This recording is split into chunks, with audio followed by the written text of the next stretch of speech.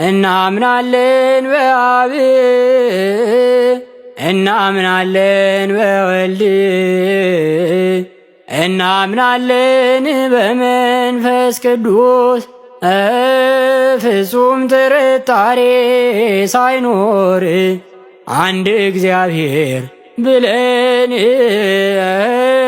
ፍጹም ጥርጣሬ ሳይኖር አንድ እግዚአብሔር ብለን የሥላሴን ቸርነት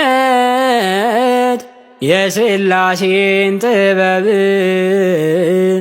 ልቡናችን ይረዳ ሕሊናችን ይማር እንደ አምላክነቱ እንመነው ከእውነት ሁሉ ሚበልጥ ነው።